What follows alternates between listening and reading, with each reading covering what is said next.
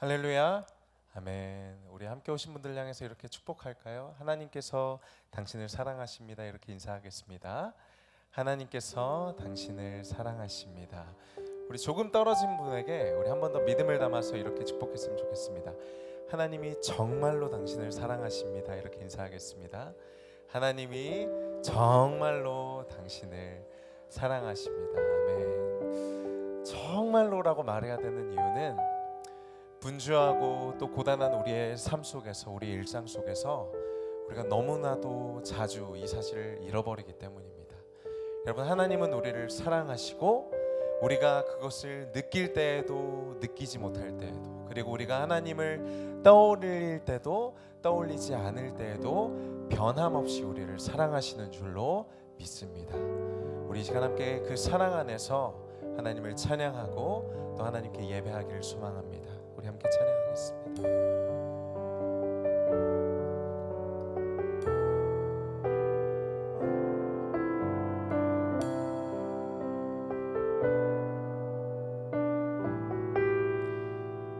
우리 하나님 아버지의 사랑을 함께 노래하겠습니다. 아버지 사랑,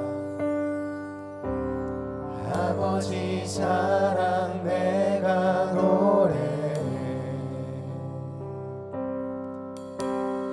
아버지의 은혜 내가 노래해. 그 사랑 변함없으신 거짓 없으신 성실하신 그 사랑, 상한 갈 때 꺾지 않으시는 꺼져가는 등불 끄지 않는 그 사랑, 그 사랑 변함없으신 거짓 없으신 성실하신 그 사랑,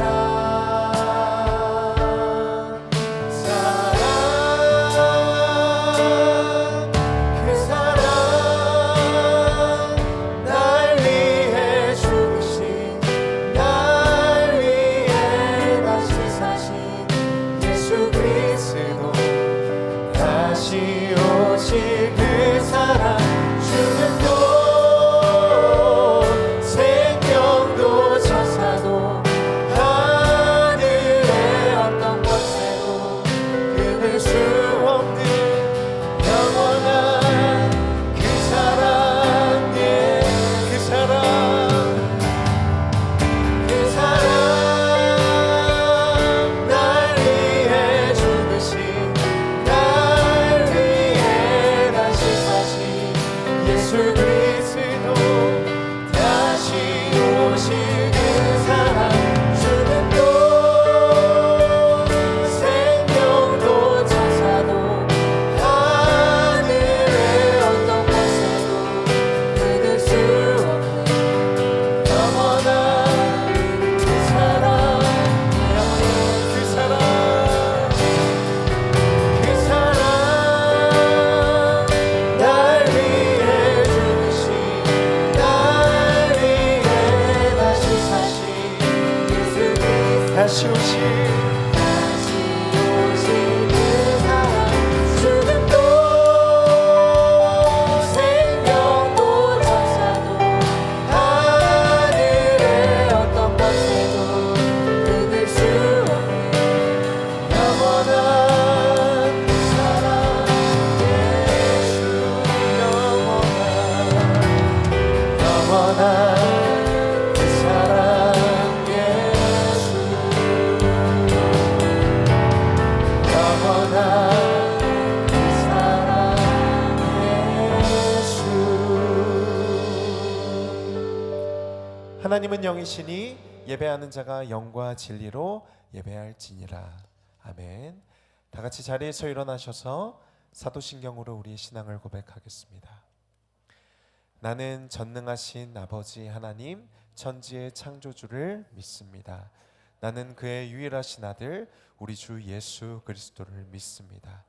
그는 성령으로 잉태되어 동정녀 마리아에게서 나시고 본디오 빌라도에게 고난을 받아 십자가에 못 박혀 죽으시고 장사된 지 사흘 만에 죽은 자 가운데서 다시 살아나셨으며 하늘에 오르시어 전능하신 아버지 하나님 우편에 앉아 계시다가 거기로부터 살아있는 자와 죽은 자를 심판하러 오십니다. 나는 성령을 믿으며 거룩한 공교회와 성도의 교제와 모의를 용서받는 것과 몸의 부활과 영생을 믿습니다. 아멘. 오늘도 죽으시고 다시 사신 주님이 우리의 삶 가운데 찾아오심으로 우리로 주님의 백성 삼으시고 자녀 삼으신 줄로 믿습니다. 우리 그 주님 앞에 함께 박수로 감사와 기쁨으로 찬양하며 나아가겠습니다.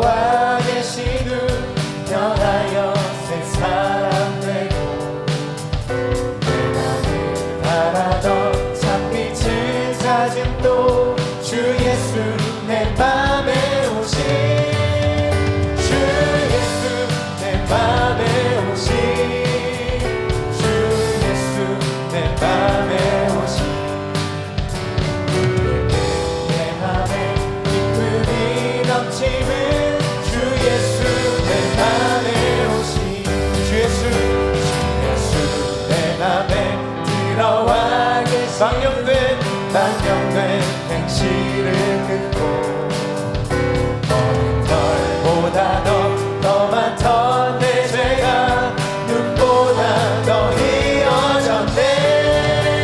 주 예수 내 맘에 오신 주 예수 내 맘에 오신 내 맘에 기쁨이 넘치는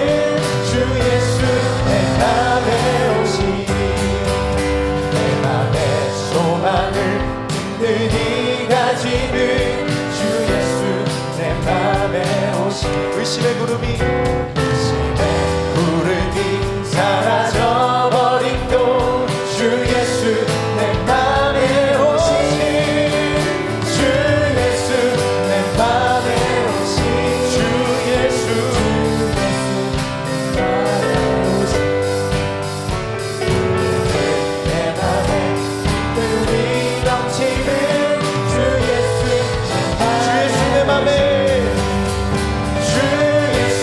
내 맘에 오신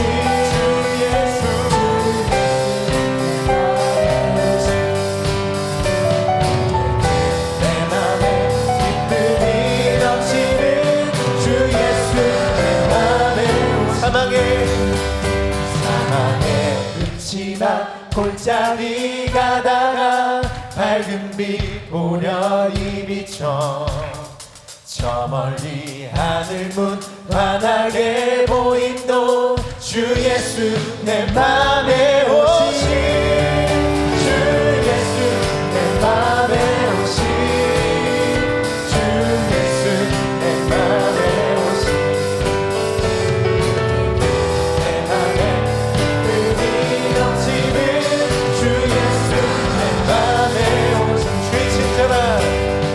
주의 친절한 나의 안기세 나를 영원하리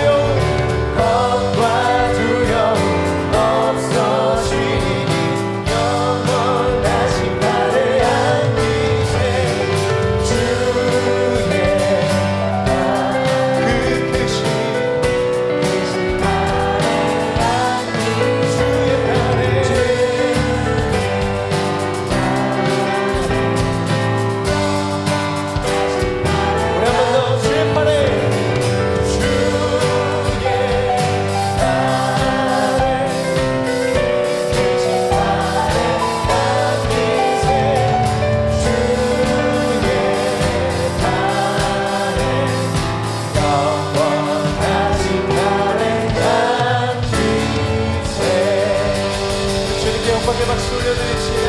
할렐루야.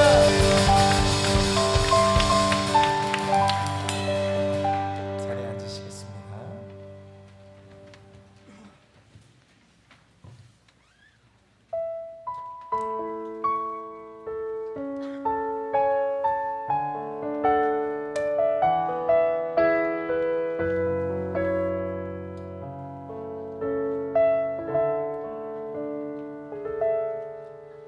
하나님의 부르심에는 후회하심이 없네. 내가 이 자리에 선 것도 주의 부르심이라.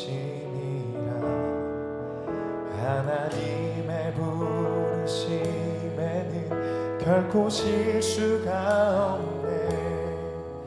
나를 부르신 하나님의 신실하심을 믿네. 작은 나를 부르신 뜻을 나는 알 수 없지만 오직 감사와 순종으로 주의 길을 가리라. 때론 내가 연약해져도 주님 날 도우시니 주의 놀라운 그 계획을 나는 믿으며 살리.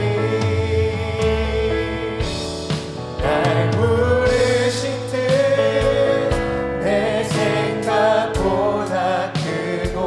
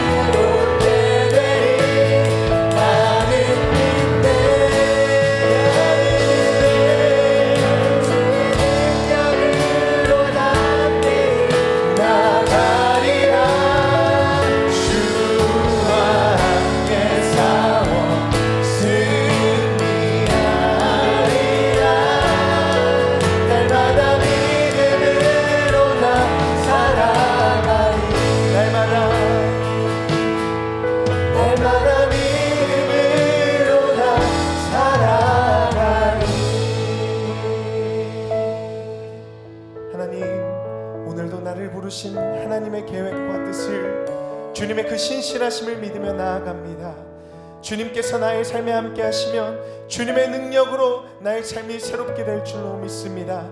주님과 함께하여 승리하는 삶, 말씀의 능력 붙잡고 다시 한번 주님께 나아가는 삶 살게 하여 주시옵소서. 우리 그 마음 가지고 간절히 주님을 찾고 기도하겠습니다. 주여,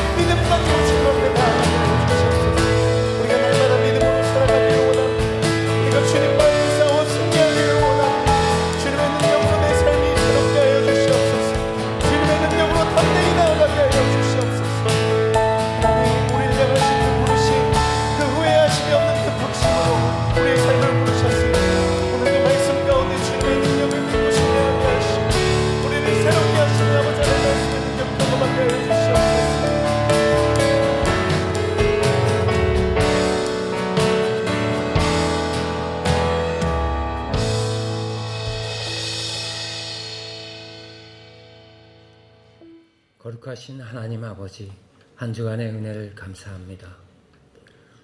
구별하여 정해주신 거룩한 주님의 날에 택하여 불러주신 주의 백성들이 주님 앞에 찬양과 경배 드리오니 저희들의 예배를 기쁘게 받아주시고 홀로 영광 받으시옵소서. 긍휼의 하나님 아버지, 지금 저희들의 육체는 이곳에 와 있으나 세상에 머물 때에는 온갖 헛된 것과 추한 것, 썩어지고 사라질 것들의 마음을 빼앗겨 영원한 진리의 빛에 머물 수 있는 은혜를 주신 것을 잊고 지냈음을 고백합니다. 육신의 정욕과 안목의 자랑에 매몰되어 천국 백성으로서의 거룩함과 흠이 없는 자로 만들어짐을 외면하거나 잊고 지냈음 왔음도 회개하오니 이 시간 그리스도 안에서 옛사람의 모습은 벗어버리고 새사람으로 옷 입는 은혜를 주시옵소서. 교회를 이곳에 허락하신 주님, 너희는 유혹의 욕심을 따라 썩어져가는 구습을 따르는 옛사람을 벗어버리고 하나님을 따라 의와 진리의 거룩함으로 지으심을 받은 새사람을 입으라고 사도 바울을 통하여 에베소 교회에 주신 말씀처럼 주님과 영적 관계를 더욱 친밀하게 유지할 수 있도록 지켜주시옵소서. 주님께서 이 땅에 사람의 모습으로 오신 것은 우리의 간절함을 들어주기 위해서가 아니라 우리의 소원을 이루거나 이 세상의 고난을 피해가는 것을 목적으로 종으로 오신 것이 아닙니다. 우리의 열심으로 열매 맺는 행위가 아님을 알게 하옵소서. 많은 이들이 믿음은 우리가 성숙해지고 발전시켜 소유시킬 수 있으며 언제든지 꺼내서 그 크기를 재볼 수 있는 것으로 인식하고 있습니다. 하나님 아버지, 믿음은 그렇게 재볼 수 있는 것이 아님을 알게 하옵소서. 오로지 하나님 앞에서 저는 아무것도 아닙니다. 하나님, 저는 아무것도 할 수 있는 것이 없습니다. 그러니 저희를 불쌍히 여기시고 한순간도 놓지 말아 주시길 기도합니다.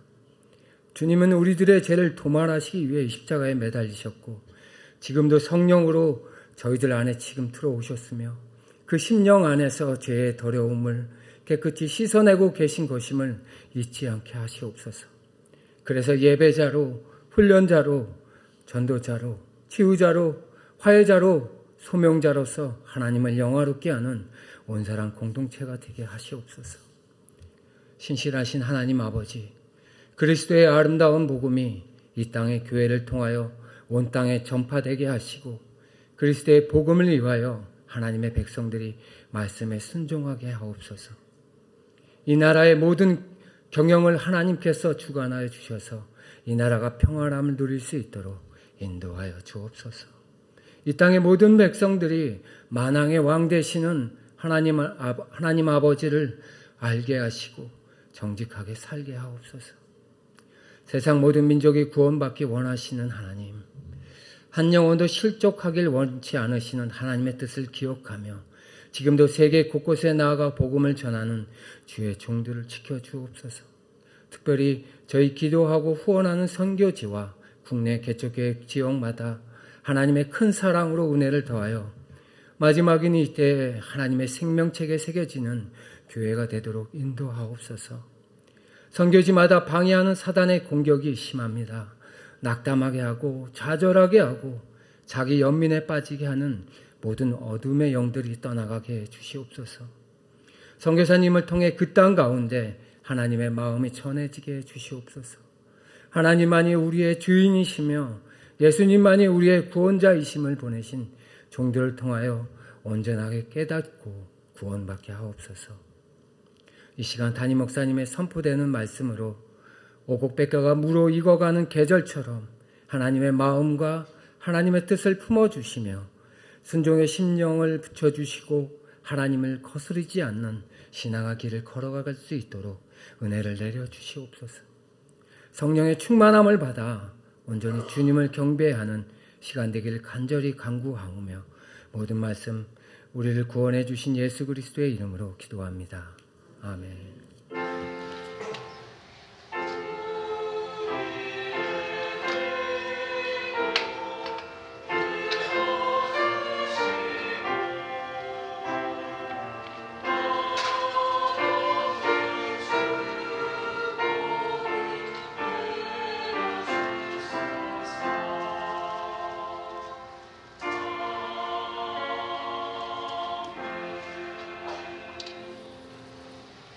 오늘 주실 말씀 누가복음 19장 1절에서 10절까지 말씀입니다. 누가복음 19장 1절에서 10절 말씀을 한 절씩 교독하여 읽겠습니다. 예수께서 여리고로 들어가 지나가시더라. 그가 예수께서 어떠한 사람인가 하여 보고자 하되 키가 작고 사람이 많아 할 수 없어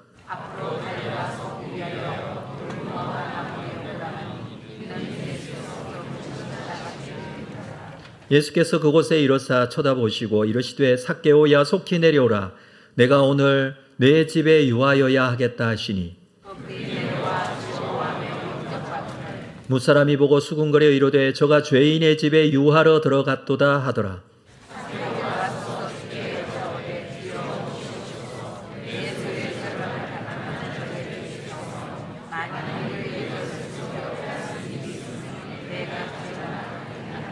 예수께서 이르시되 오늘 구원이 이 집에 이르렀으니 이 사람도 아브라함의 자손이미로다. 아멘. 준비하시는 것 하나님께 드리겠습니다.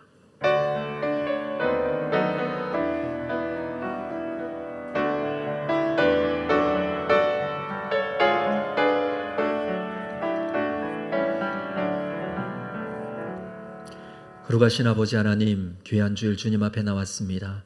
한 주간 살며 우리가 가지고 있었던 여러 가지 기도의 제목들과 감사의 제목들 주님 앞에 올려드리며 감사한금으로 영광을 돌립니다. 소득의 10분의 1을 구별한 11조원금으로 선교장학 구제건축원금 주일원금 모두 그의 나라와 영광을 위하여 쓰임받기를 원합니다.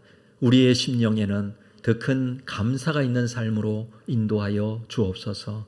헌신하며 주의 나라의 믿음의 봉사들, 하나님의 나라 복음의 역사들이 나타나기를 소망하며 드려지는 헌금들 하나님께서 생명 살리는 일에 사용하실 줄로 믿습니다. 이 일에 함께하며 주의 교회가 나아가야 할 방향, 주의 뜻을 이루는 하나님의 영광을 드러내고 복음의 역사들이 나타나게 하는 이 놀라운 하나님의 역사를 하나님의 교회가 감당하기에 부족하지 않도록 인도하여 주옵소서. 감사하고 예수님의 이름으로 기도합니다. 아멘. 이후 찬양대에 찬양이 있겠습니다.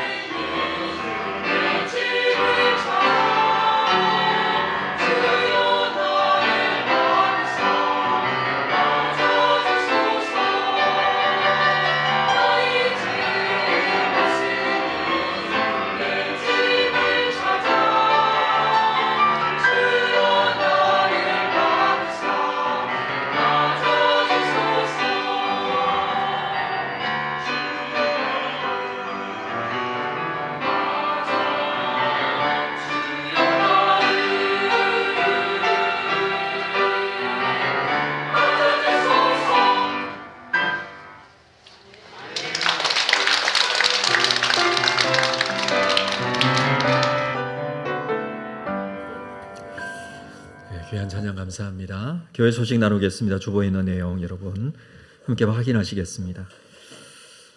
오늘 저희 교회 처음 나오신 분들을 주의 이름으로 환영하고 축복합니다. 등록을 원하신다면 예배 후에 2층 본당 앞 새가족실로 오시면 되겠습니다. 교육 및 훈련 과정 진행되는데 잘 확인하시고 잘 참여해 주시기를 부탁을 드립니다. 오늘 2부 예배 후에 정기 재직회가 바로 있겠습니다. 우리 재직으로 임명되신 분들은 꼭 바로 참여해 주시기를 부탁을 드립니다. 3부 예배 후에는 오늘 1박 2일로 권사의 수련회가 소무의도에 있는 무의교회에서 있습니다. 우리 시무 권사님 또 명예 권사님 은퇴하기 전에 우리 사역을 감당하는 우리 권사님들은 꼭 참여해 주시기를 부탁을 드립니다. 2024년 캄보디아 단기 선교 대원 모집 다음 주까지입니다. 신청서 작성 후 헌금함에 넣어주시면 되겠습니다. 학습 세례 입교 유아 세례 일정이 나와 있습니다. 11월 5일 11월 첫째 주일 날 3부 예배 시에 예식이 있는데 일정 확인하시고 해당되시는 분들 신청서 작성하셔서 넣어주시면 되겠습니다. 지난 주 중에 우리 38사랑방의 김진섭 집사님의 아버님께서 하나님의 부르심을 받으셨습니다. 장래가 있었던 가정 하나님의 크신 위로와 소망이 함께 하시기를 바랍니다. 우리 성도의 아름다운 교제로 함께 해주시면 감사하겠습니다. 네, 주님 앞에 나온 여러분 모두 주의 이름으로 환영하고 축복합니다. 참 잘 오셨습니다. 우리 앞뒤 좌우로 한번 인사하겠습니다. 반갑습니다. 잘 오셨습니다. 주의 사랑합니다. 주의 사랑으로 사랑합니다. 네, 감사합니다. 오늘 제목을 잃어버린 자를 찾으시는 예수님이라는 제목으로 함께 말씀을 나누고자 합니다. 우리가 본문을 읽었는데 누가복음 19장 1절부터 나오는 내용은 우리가 너무나 잘 알고 있는 삭개오라는 사람의 이야기입니다. 물론 이 사람은 삭개오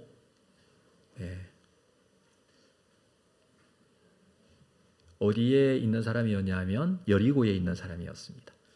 우리 지난주에도 예수님께서 여리고에 계실 때 있었던 사건을 기록하고 있었죠. 맹인 바디메오라는 사람이었습니다. 예수님을 만나기 위해서 나를 불쌍히 여겨달라는 큰 소리를 질렀던 사람이죠. 자, 지금 예수님께서 여리고에 계십니다. 그 여리고에 세관이 있었습니다. 그 세관의 세리장이 삭개오라는 사람입니다. 물론 이 여리고는 예수님께서 예루살렘으로 가기 위해서 지나가는 장소입니다. 이곳에 있었던 수많은 사람들이 있었죠. 그 중에 맹인 바디메오가 예수님을 만났고 또 오늘 세리장인 삭개오가 예수님을 만나게 됩니다.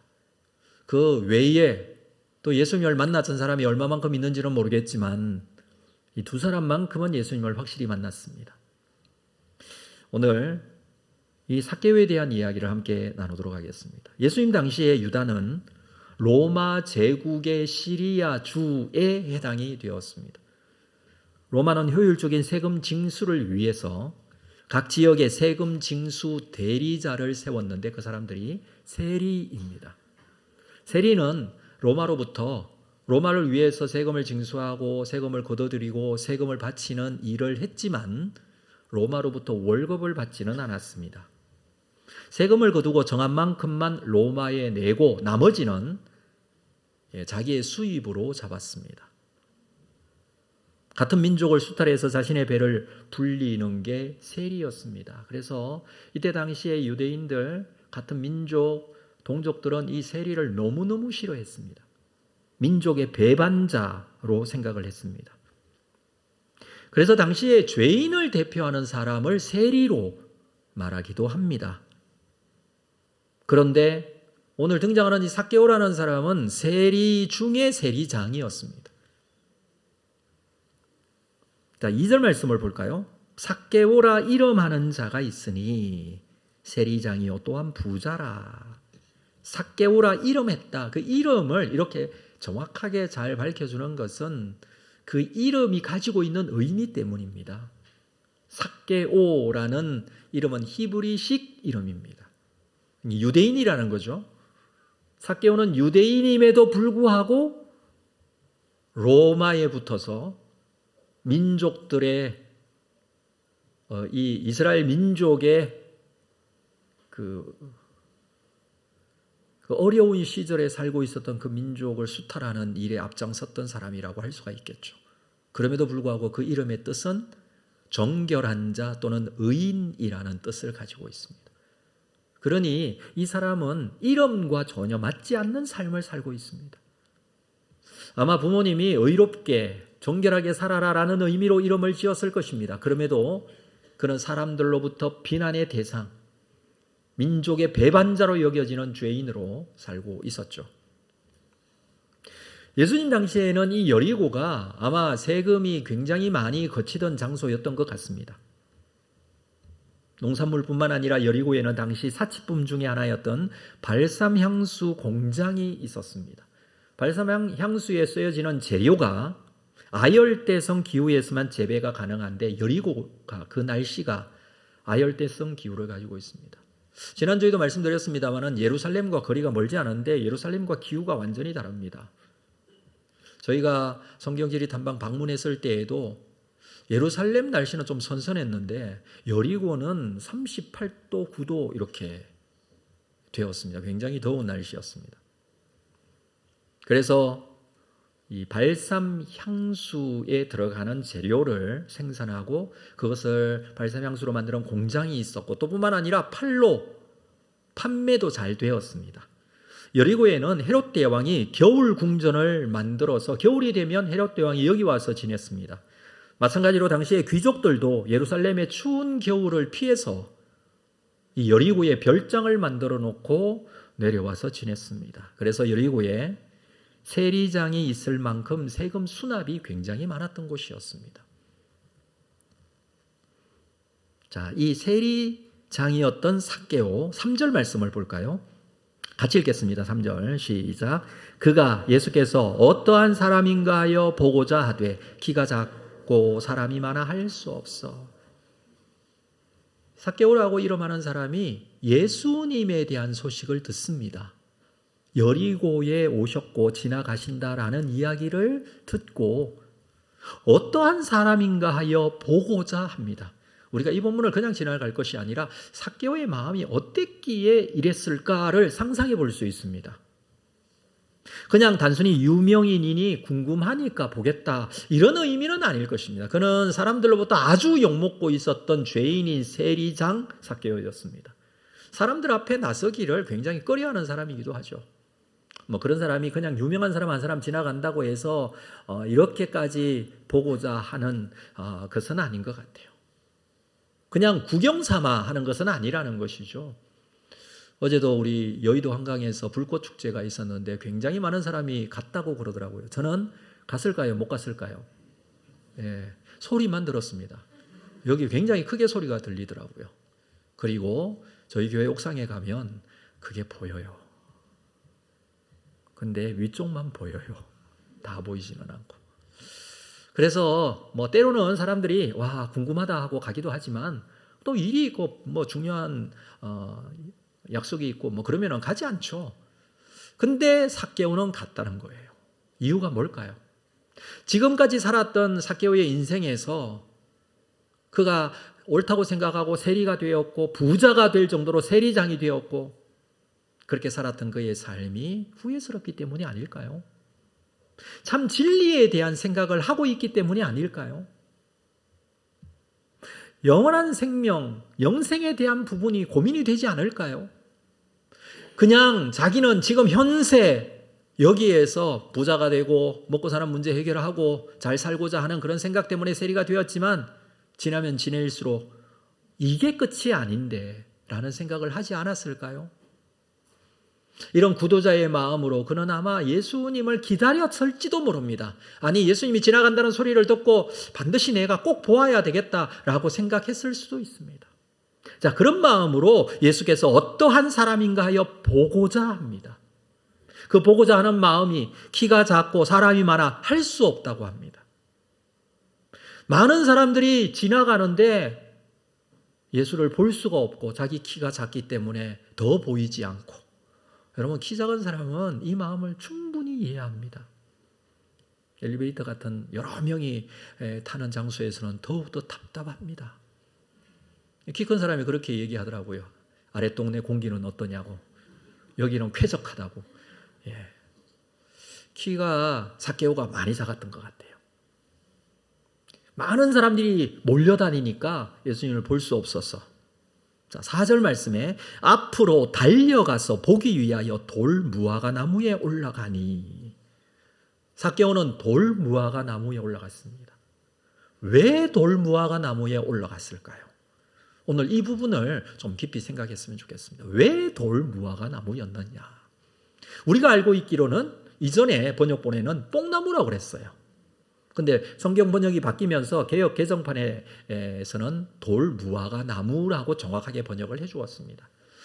이번에 성경지리 탐방 가서 이 여리고에 있는 돌 무화과 나무, 혹시 삭개오가 올라갔던 나무가 아닐까라고 생각할 수도 있는 나무의 사진을 제가 찍은 것이 있어서 함께 좀 보았으면 좋겠습니다. 제가 사진을 3개를 찍었더라고요. 첫 번째 그림을 좀 보여주시겠습니까? 네.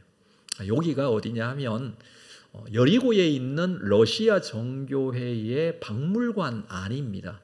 박물관 안에 한쪽 구석에 가면 이 나무가 있는데 저희는 들어가지는 않고 여기 한쪽 구석에 있지만 펜스로 이렇게 되어 있어서 밖에서 볼 수가 있습니다.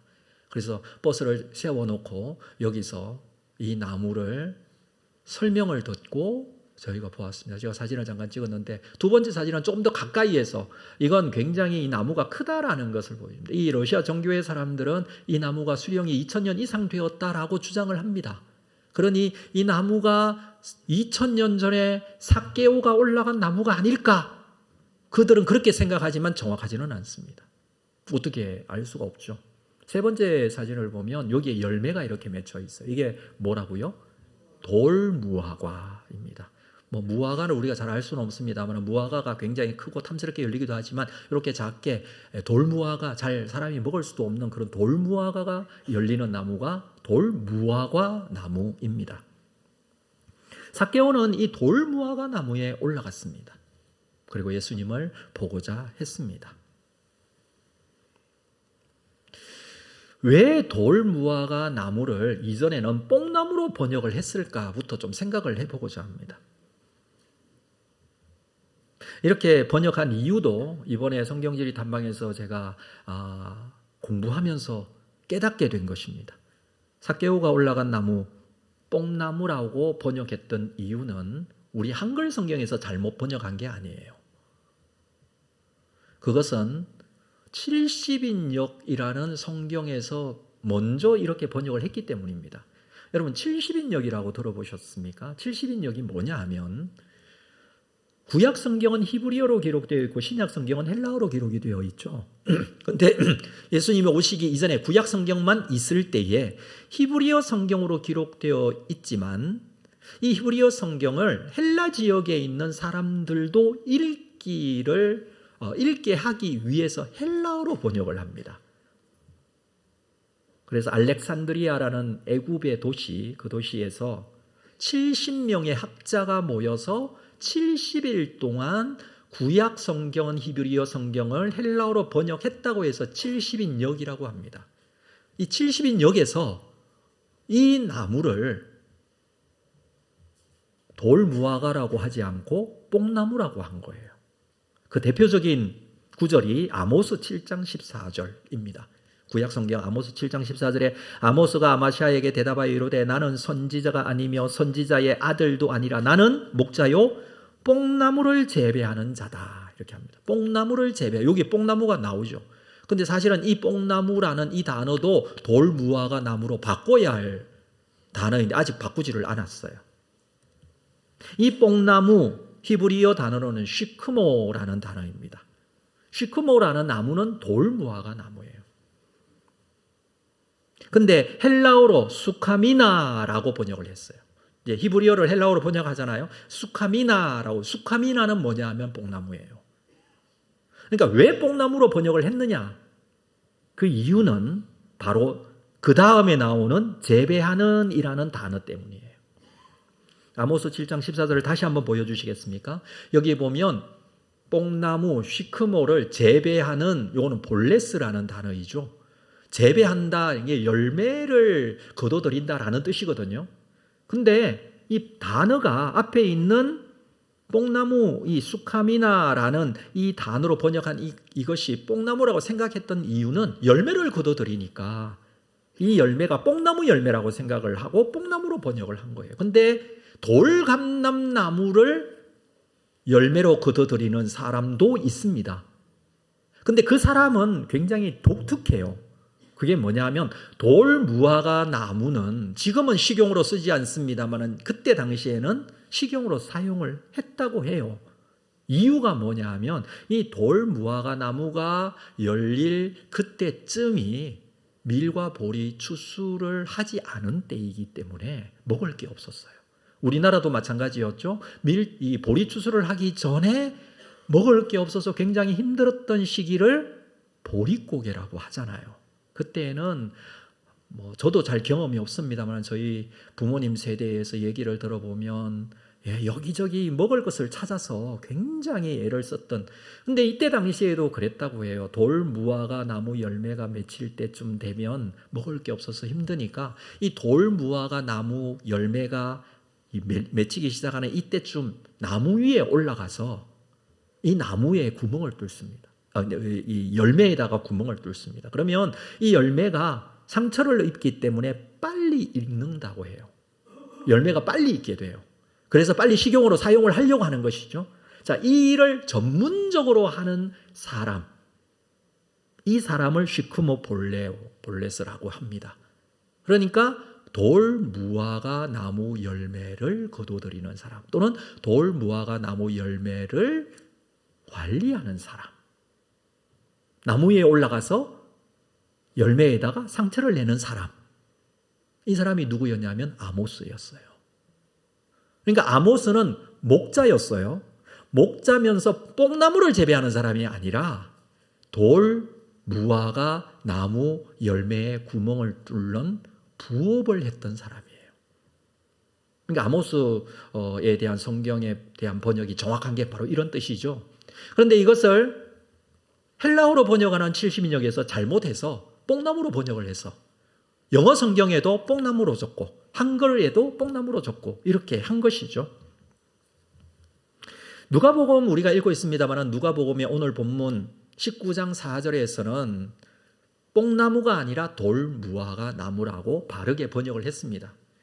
그러면 누가복음 다른 곳에는 뽕나무라는 단어가 없느냐? 17장 6절에 뽕나무라는 단어가 있어요. 17장 6절을 한번 볼까요? 주께서 이르시되 너희에게 겨자씨 하나 할 만한 믿음이 있었더라면 이 뽕나무들어, 이 뽕나무는 수카미노스입니다. 수카미노스라는 단어를 써요. 뿌리가 뽑혀 바다에 심기어라 하였을 것이요 그것이 너희에게 순종하였으리라. 이 수카미노스는 뽕나무를 말하는 것이고요. 오늘 본문 4절에 있는 돌무화과 나무는 수코모레야, 슈크모라는 히브리어를 수코모레야라고 번역을 할 수가 있습니다. 이렇게 번역을 해야 된다라는 것입니다. 그래서 우리가 생각하기를 삭개오가 살았던 이때 당시에도 돌무화과 나무가 있었고 그 돌무화과 나무 위에는 뭐 하는 사람이 있었다? 구멍 뚫는 사람이 있었다는 거예요, 열매에. 자, 이때가 언제냐 하면 예수님께서 십자가에 달려 돌아가시기 전인 6월절 바로 직전이에요. 예수님께서는 성전 앞에 있는 무화과 나무 앞에 가서 열매가 없는 것을 저주하셨던 사건이 있죠.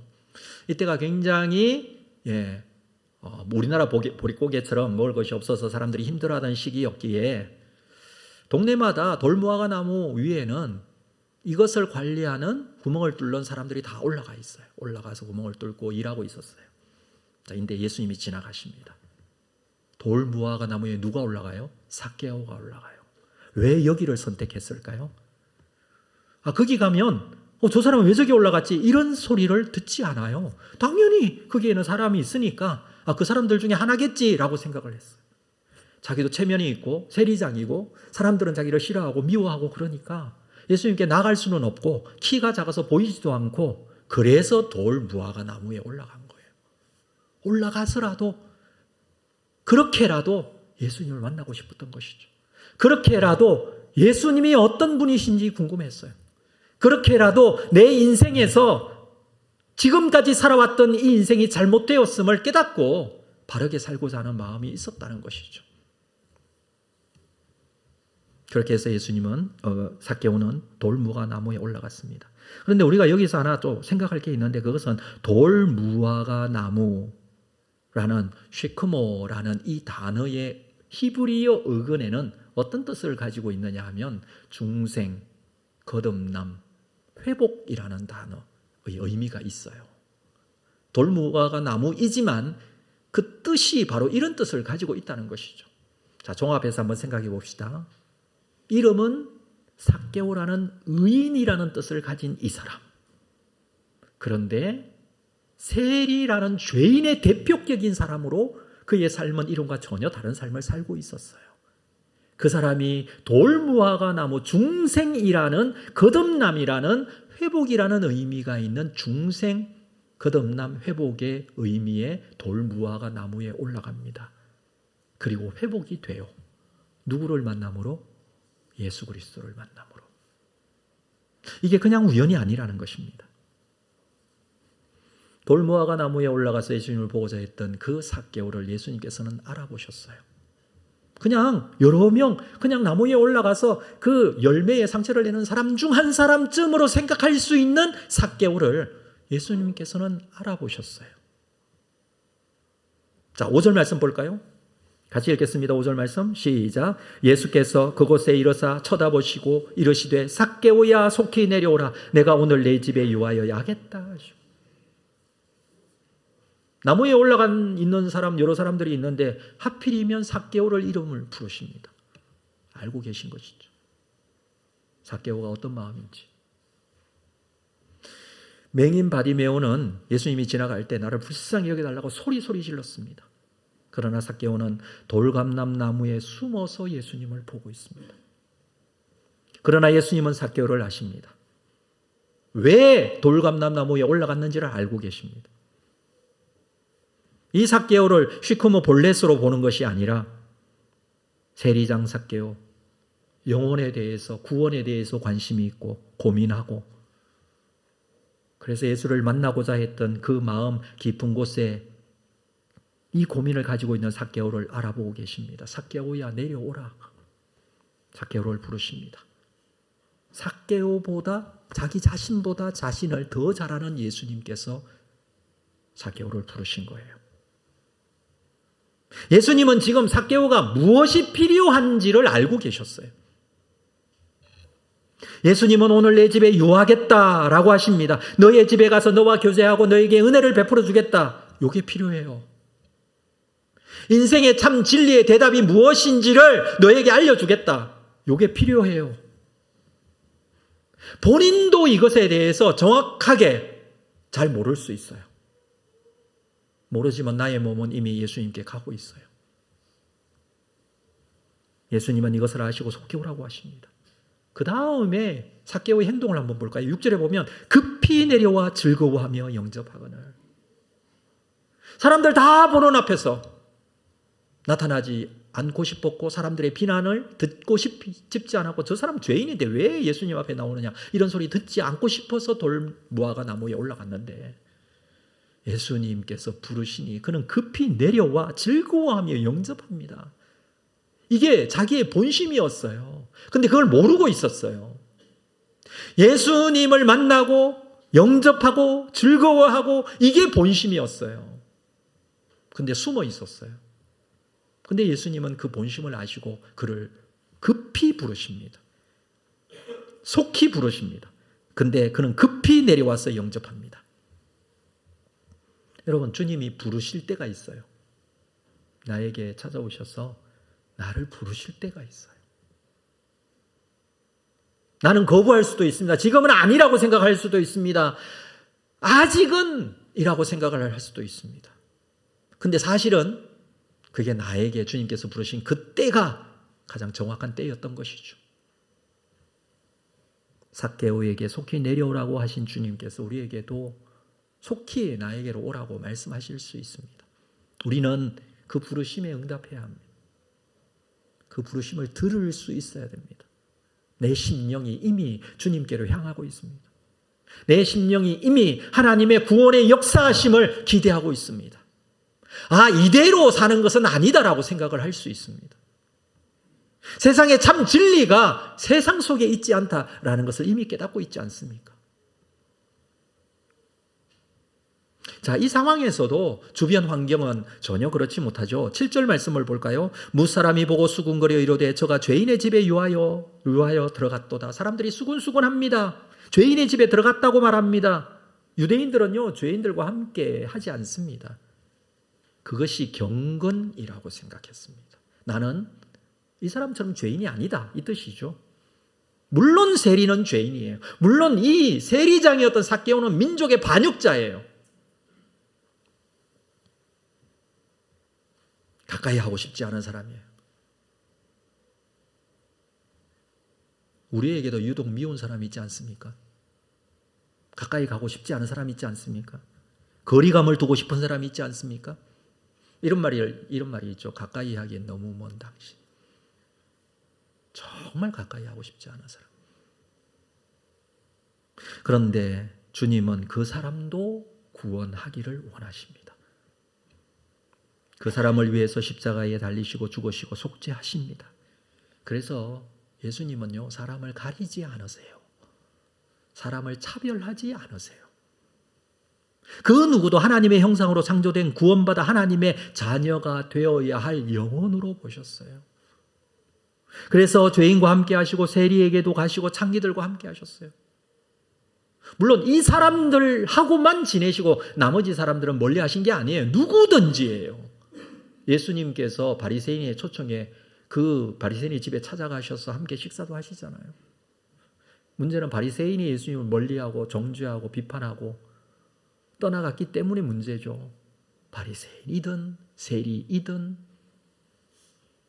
여러분, 한 영혼 한 영혼 다 하나님께서 하나님의 형상으로 창조하신 하나님의 사랑이 그 속에 묻어있고 담겨있는 하나님의 손길이 있는 그 사람이 하나님 앞에 구원받아 하나님의 자녀가 되는 것, 이게 예수님의 가장 중심에 가지고 있는 회복되고 치료되고 중생되고 하나님의 자녀가 되어야 하는 그 마음이 사람들을 향한 마음이었습니다.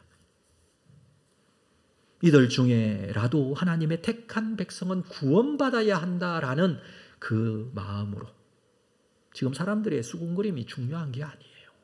다른 사람이 어떻게 생각한다? 이거 중요하지 않습니다. 한 사람이 구원받는 것이 얼마나 중요한지 예수님께서는 이 세리장의 집에 가셨어요. 그리고 선포합니다. 이 사람이 구원받았다고. 자, 8절 말씀을 볼까요?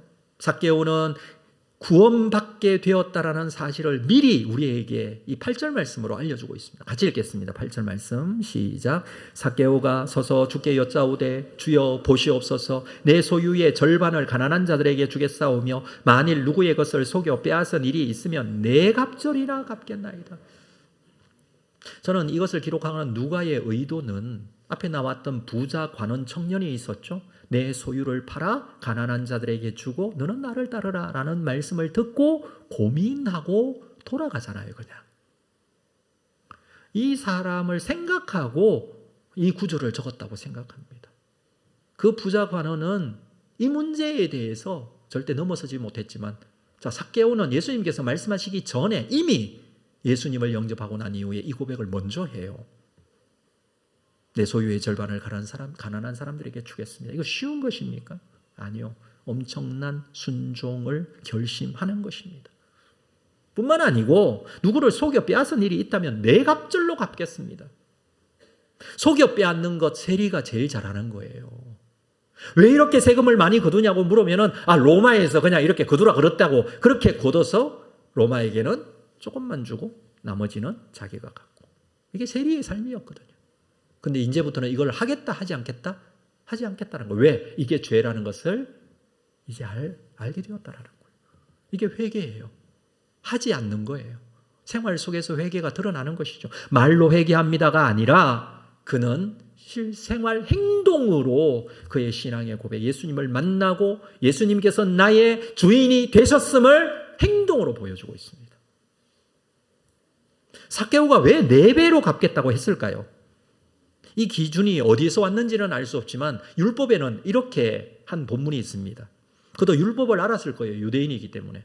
출애굽기 21장 1절에 보면 사람이 소나 양을 도둑질하여 잡거나 팔면 그는 소 한 마리에 소 5마리로 갚고 양 한 마리에 양 4마리로 갚을지니라 라는 구절이 있어요.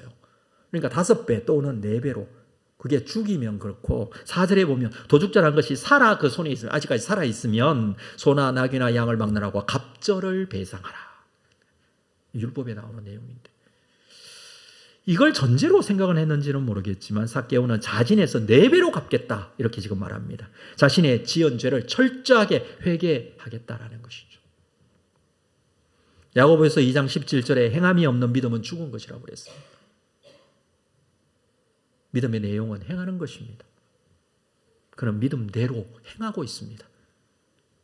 주님께서 뭐라고 말씀하십니까? 9절 말씀 볼까요? 예수께서 이러시되 오늘 구원이 이 집에 이르렀으니 이 사람도 아브라함의 자손이로다. 구원이 여기에 이르렀다. 예수님께서 선포하십니다. 구원은 누가 선포하는 거예요? 예수님이 선포하는 거예요. 내가 선포하는 게 아니에요. 나 구원받았다가 아니에요. 예수님께서 구원해 주시는 거예요. 예수님께서 인정해 주시는 거예요. 왜 예수님은 이 삭개오를 인정해 주실까요? 왜 구원이 이 집에 이르렀다고 얘기를 할까요?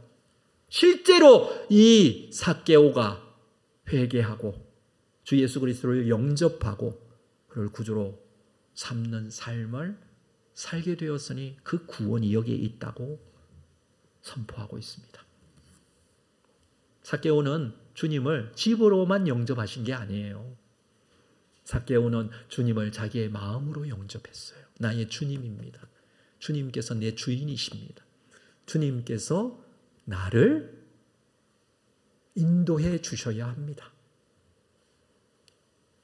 이 사람도 아브라함의 자손이라고 선포하신 주님의 선포를 보십시오. 왜 이렇게 말하느냐 하면 유대인들은 모든 사람들이 삭개오가 아브라함의 자손이라고 생각하는 사람이 없었어요. 그는 유대인이고 유대식 이름을 가졌고 했지만 그가 지금까지 지었던 죄, 그가 지금까지 살았던 삶을 보면 이 사람은 도저히 아브라함의 자손이라고 할 수가 없다라고 했지만 예수님은 회개하고 돌이키는 이 사람에게 이제 아브라함의 자손이다. 구원이 여기 있다라고 선포하고 계신 것이죠. 그렇습니다. 예수 그리스도를 구주로 영접하면 구원이 이 집에 이르렀다는 주님의 선언이 그대로 이루어지는 것입니다. 자, 이 사건 후에 예수님께서 하신 말씀 같이 볼까요? 10절 말씀 같이 읽겠습니다. 10절 시작. 인자가 온 것은 잃어버린 자를 찾아 구원하려 함이라. 예수님이 오신 목적이에요. 가장 중요한 내용 아닙니까? 예수님이 왜 오셨습니까? 하늘 보좌에 앉으신 하나님이신 예수님, 낮고 천한 이 땅에 오신 이유가 무엇입니까? 왜 사람이 되어 성육신 하셨고 십자가에 죽으셨습니까? 하나님의 잃어버린 자, 구원받지 못하는 자, 하나님의 자녀가 되지 못한 자, 그들을 구원하시기 위함입니다. 삭개오 같은 사람, 그 사람을 보면 누구나 싫어하고 누구나 미워하는 그 사람, 그 사람이 우리 앞에 놓여있을 때 우리는 어떤 생각을 가지고 있습니까? 우리는 감히 형제나 이웃이나 주변 사람이나 내가 죄인이라고 정죄하고 수군거리고 경멸해야 될 사람, 그런 사람 있죠. 그런데 그렇게 정죄하고 경멸할 수 있는가? 이 질문을 우리는 해봐야 됩니다. 다시. 오히려 주님께서는 그런 자를 찾아오시고 그런 자를 위하여 이 땅에 오셨다고 합니다. 여러분, 하나님의 구원의 가능성이 없는 사람은 없습니다. 그렇죠? 구원받지 못할 사람은 아무도 없습니다. 다 구원받아야 할 사람들이고 그 가능성은 모두에게 열려 있습니다. 우리가 주님을 믿는 성도로, 주 예수 그리스도의 구원을 믿는 성도로, 주님의 그 뜻을 따르고 순종하는 주님의 제자로 구원받지 못하고 길을 잃어버린 자들을 향하여 이 그리스도의 사랑을 함께 나눌 수 있어야 합니다. 위에서 기도해 주어야 되고 축복해 주어야 되고 그들이 주께 구원받고 하나님의 자녀가 되는 놀라운 은혜의 역사가 일어나야 합니다. 이 영적인 관심을 가지고 오늘도 주님을 따르는 믿음의 사람들 다 될 수 있기를 주의 이름으로 축복합니다. 이 자리에서 다 일어나시겠습니다. 우리가 어떻게 구원받았음을 이 찬양으로 함께 찬양하고 기도하도록 하겠습니다. 아버지 사랑 내가 노래해.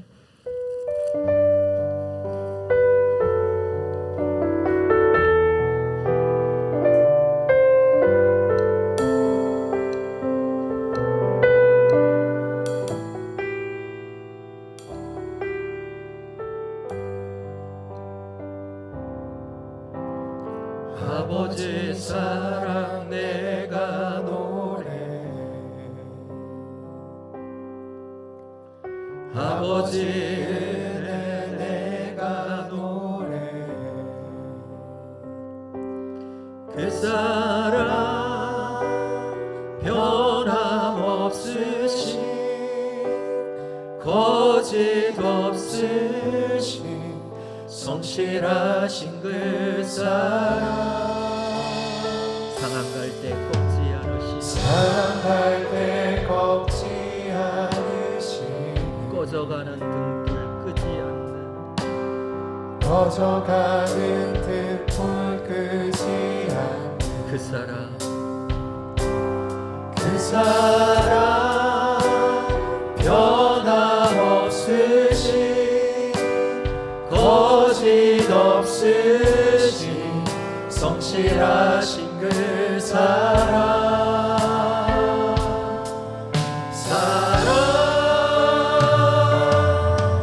그 사랑 날 위해 주신 날 위해 다시 사신 예수 그리스도 다시 오실 그 사랑 죽음도 생명도 천사도 하늘의 어떤 권세도 끊을 수 없는 영원한 그 사랑 예수 그 사랑 날 위해 주신 그 사랑 날 위해 주신 날 위해 다시 사신 예수 그리스도 다시 오실 그 사랑 죽음도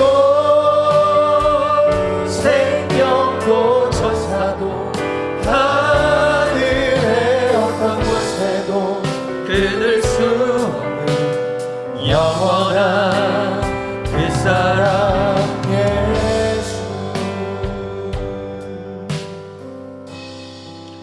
우리는 이렇게 구원받았음을 믿고 있습니다. 죄인 되어 멸망받아 마땅한 우리였지만 주 예수 그리스도의 이 구원의 사랑을 입고 하나님의 자녀가 되었습니다. 또한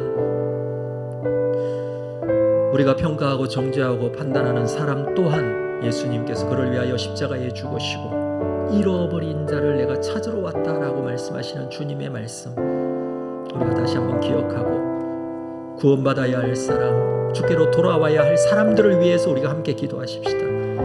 비록 나와는 맞지 않고 내가 미워하는 사람이 될 수도 있습니다.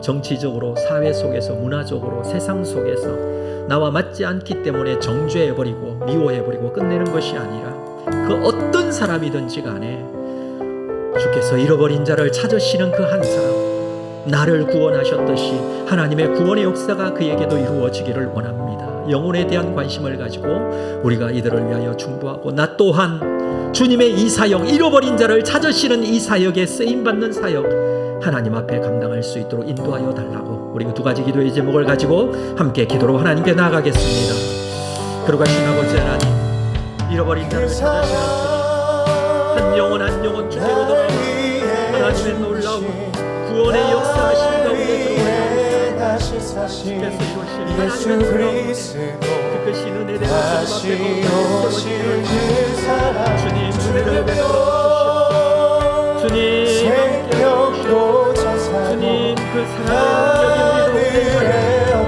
사랑의 능력이 나를 붙들고 계시고, 내가 이렇게 구원받아 그리스도의 사랑 안에 있으면 그 사랑의 능력 안에 주님 앞에 거룩하게 선자가 되기를 주님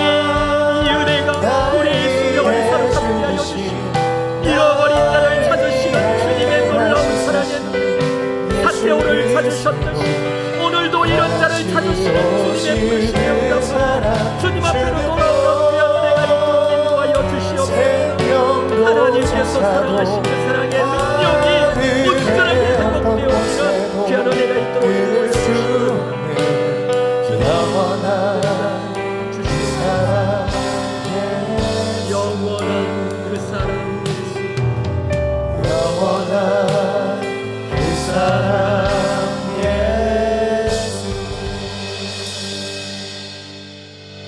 지금은 우리 주 예수 그리스도의 은혜와 하나님 아버지의 극진하신 사랑하심과 성령님의 교통위로와 함께 역사하심이 오늘도 주님 앞에 주의 말씀을 듣고 이런 자를 찾으시는 주님의 마음, 그 마음을 우리의 가슴에도 품고 한 영혼 한 영혼 주께로 돌아와야 할 영혼을 위하여 기도하며 그들 또한 주님 앞에 구원받아야 할 사람이라는 사실을 기억하고 나를 구원하신 그 사랑의 능력으로 구원해 주실 줄로 믿고 믿는 믿음으로 기도하며 축복하며 함께하기를 소망하는 우리 모든 성도들 심령 위에 이 구원의 일에 쓰임받는 주님의 몸된 교회 위에 지금으로부터 영원토록 함께 있을지어다.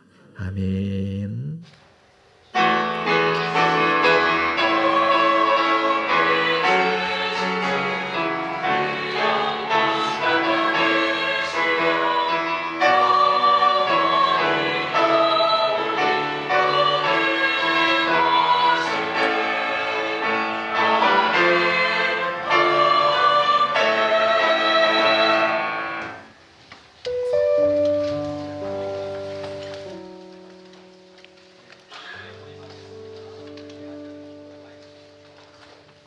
바로 재직회 모임하겠습니다. 우리 재직들은 남아주시고요. 찬송가 435장